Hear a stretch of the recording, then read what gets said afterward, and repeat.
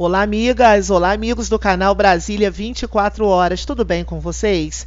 Hoje, dia 28 de novembro de 2019, quinta-feira, venho trazer mais uma informação para vocês de como comprovar o tempo de contribuição no INSS ainda neste ano. Então, vou te mostrar o passo a passo como fazer isso e como você pode comprovar o seu tempo de contribuição junto ao INSS. Atualmente, compete ao Instituto Nacional do Seguro Social a operação do reconhecimento dos direitos dos segurados do Regime Geral de Previdência Social, a RGPS, que abrange a mais de 50 milhões de segurados, aproximadamente aí 33 milhões de beneficiários, conforme o último levantamento. No artigo 201 da Constituição Federal Brasileira, observa-se a organização do RGPS, que tem caráter contributivo e de filiação obrigatória, e onde se enquadra toda a atuação do INSS, respeitadas as políticas e estratégias governamentais oriundas dos órgãos hierarquicamente superiores, como os ministérios, e a entidade é vinculada atualmente ao Ministério da Economia.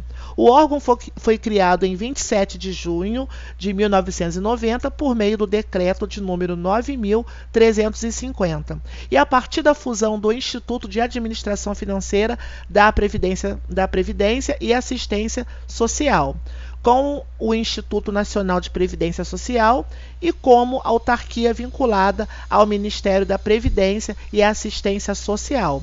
As informações constantes do banco de dados do INSS valem para comprovar filiação à Previdência Social, o tempo de contribuição e salário de contribuição, desde que não contenha nenhuma marca de erro. Caso o contribuinte deseja incluir, alterar ou excluir informações deste banco de dados, o cidadão deverá apresentar os documentos que serão listados abaixo. E a documentação necessária, ela varia conforme a categoria a que o trabalhador se vinculava na época. Então, no caso de empregado e desempregado, os documentos necessários para essa comprovação de contribuição ao INSS é a carteira profissional, a carteira de trabalho e previdência social, original ou cópia autenticada da ficha de registros de empregados ou do livro de registro de empregados, onde conste o referido registro do trabalhador, acompanhada de declaração fornecida pela empresa, devidamente assinada e identificada por seu responsável. Também pode ser original ou cópia autenticada do cartão, livro ou folha de ponto do trabalhador, acompanhada de declaração fornecida pela empresa, devidamente assinada e identificada por seu responsável. Também será necessário contrato individual de trabalho, acordo coletivo de trabalho, desde que caracterize o trabalhador como signatário e comprove o seu registro na respectiva Delegacia Regional do Trabalho, o DRT, e o termo de rescisão contratual ou comprovante de recebimento do Fundo de Garantia de Tempos de Serviço, de FGTS. Também será necessário o extrato analítico da conta vinculada do FGTS, carimbado e assinado por empregado da Caixa Econômica Federal, desde que constem dados do empregador, data de admissão, data de rescisão, datas dos depósitos e atualizações monetárias do saldo, ou seja, dados que remetam ao período em que se quer comprovar, recibos de pagamentos contemporâneos ao fato alegado, como a necessária identificação do empregador e do empregado, outros documentos contemporâneos que possam vir a comprovar o exercício de atividade junto às empresas, a declaração do empregador. No caso de empregador trabalhador rural, deverá conter a qualificação do declarante, inclusive os respectivos números do cadastro de pessoa nacional,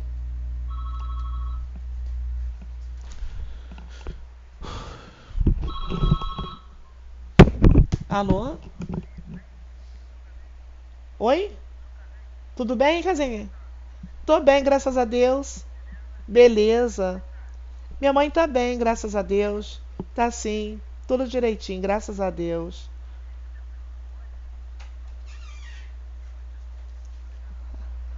Ah, que bom, graças a Deus, sim. Eu vou passar pro Tarcísio, a Cíntia tá bem? No momento não, filho, graças a Deus, assim. Tá bom, tá, tá certo, muito obrigada, tá? Um, um beijo, eu vou passar pro Tarcísio. Tá bom, beijo, tchau. Tio Casanho, tio Casanho.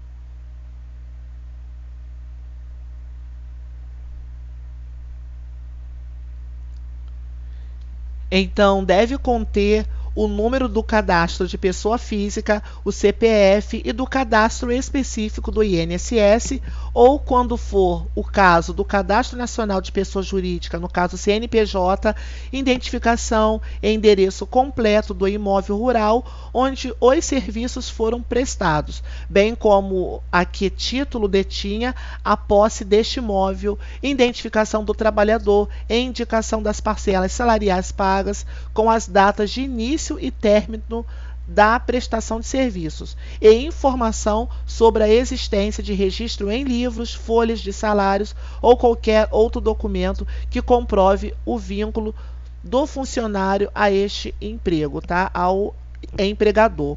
E de acordo com o artigo 14-A da Lei de número 5.889, a comprovação da relação de empregado do trabalhador rural por pequeno prazo de natureza temporária poderá ser feita mediante contrato contendo, no mínimo, as seguintes informações: expressa autorização de acordo coletivo ou convenção, identificação do produtor rural e do imóvel rural onde o trabalho foi realizado e identificação da respectiva matrícula e identificação do trabalhador com a identificação do respectivo NIT. No caso do servidor público contratado, conforme a lei de número 8.745, além dos documentos citados acima, que comprove a atividade junto à empresa, poderão ser apresentados os atos de nomeação e de exoneração, que demonstram o exercício da atividade e a vinculação ao RGPS, ou ainda a declaração do órgão público que contratou contendo, no mínimo, dados cadastrais do trabalhador, matrícula e função, assinatura do agente público responsável pela emissão e a indicação do cargo que ocupa no órgão público, o período do trabalho, indicação da lei que rege o contrato temporário, descrição, número e data do ato de nomeação, descrição, número de data do ato de exoneração, se houver e constar no corpo da declaração. Afirmação expressa de que as informações foram prestadas com base em documentação constante dos registros daquele órgão e que se encontram à disposição do INSS para consulta, ok? Então, todas essas informações que eu acabei de passar para vocês é no caso de empregador rural e também de servidor público contratado para serviço rural, ok? Então, agora eu vou falar um pouquinho sobre o trabalhador avulso. Então, quais os documentos que você pode levar ao INSS para comprovar que você foi um contribuinte do INSS? Então, para o trabalhador avulso, será muito importante, o documento contemporâneo que comprove o exercício de atividade e a remuneração da condição de trabalhador avulso com intermediação de órgão de gestão, de mão de obra ou do sindicato da categoria, ou certificado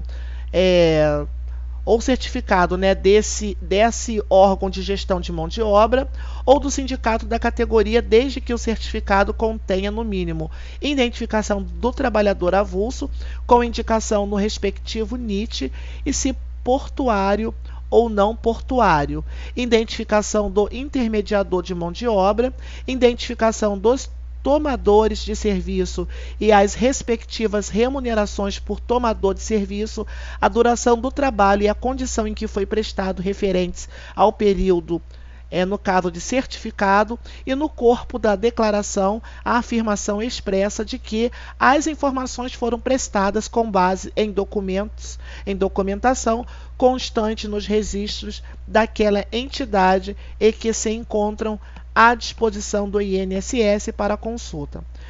Agora, no caso do empregador doméstico, será necessário para que você venha comprovar a sua contribuição ao INSS. Carteira profissional, carteira de trabalho e previdência social, CP ou CTPS devem conter, no caso as carteiras profissional e a carteira de previdência social, deve conter na folha de registro o número do CPF do empregador, bem como as demais informações, e está acompanhada dos respectivos recolhimentos ao INSS.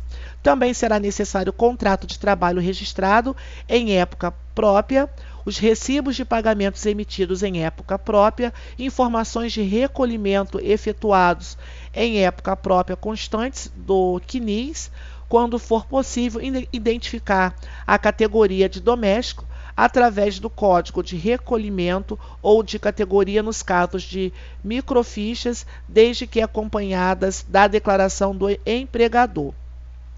Caso você seja também um contribuinte individual, nesta categoria enquadra-se também os artigos autônomo, equiparado, autônomo e empresário.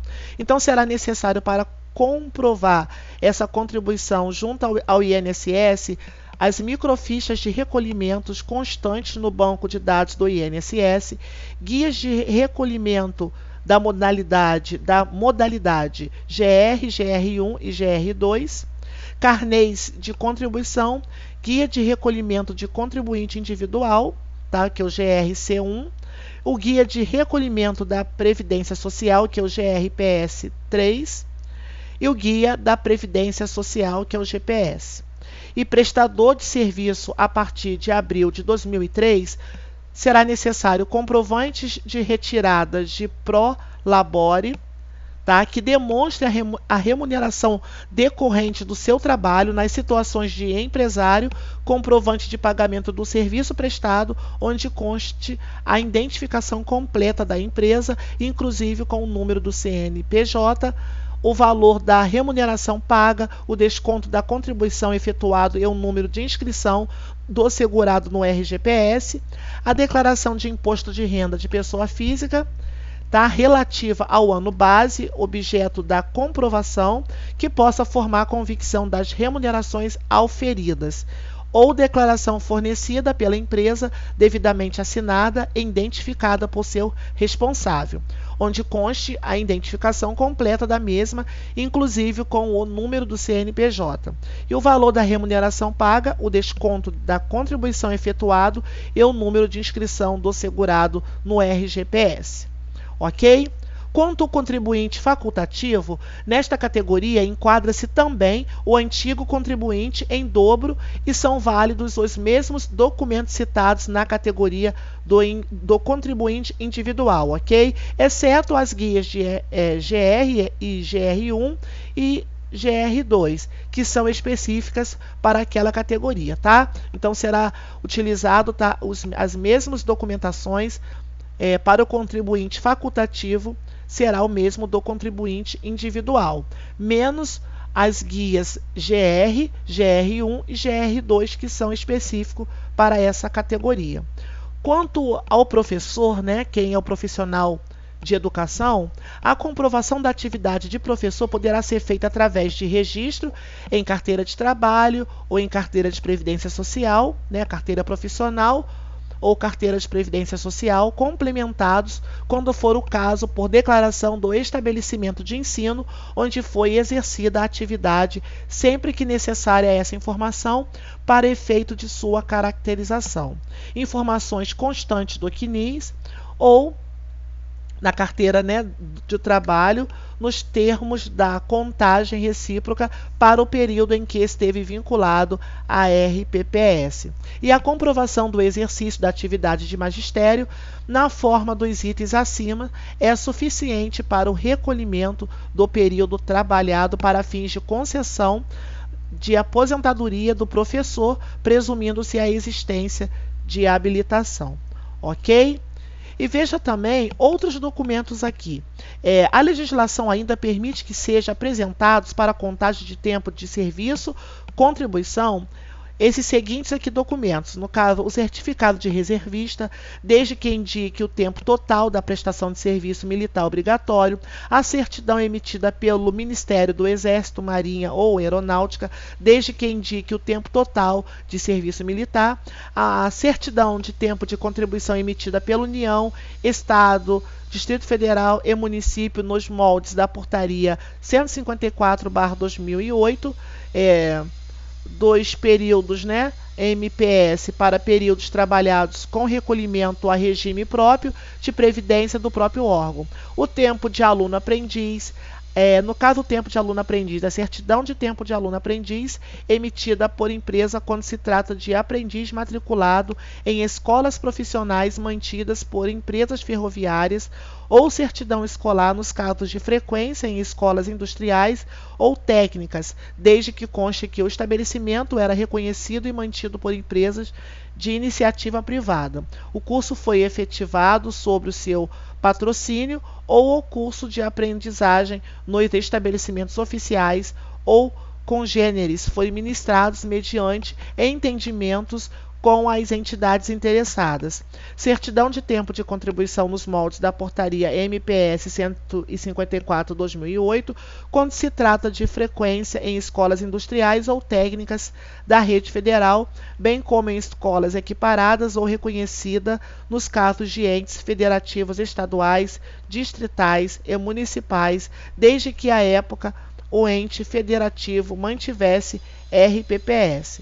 Ok? E certidão escolar emitida pela instituição onde o ensino foi ministrado nos casos de frequência em escolas industriais ou técnicas da rede federal, bem como em escolas equiparadas ou reconhecida nos casos de entes federativos estaduais, distritais e municipais, desde que à época o ente federativo não mantivesse RPPS, devendo constar as seguintes informações: a norma que autorizou o funcionamento da instituição para que reste comprovado que o funcionamento da instituição foi autorizado pelo governo federal, conforme o artigo 60 do decreto de número da lei 4.073, e o curso frequentado, o dia, o mês, o ano do início, do fim do vínculo do aluno-aprendiz e a forma de remuneração, ainda que indireta, ok? Essa é a nossa matéria de hoje, ela vem chegando ao fim. Foi um pouquinho demorada, mas espero ter colaborado com mais essa informação para vocês.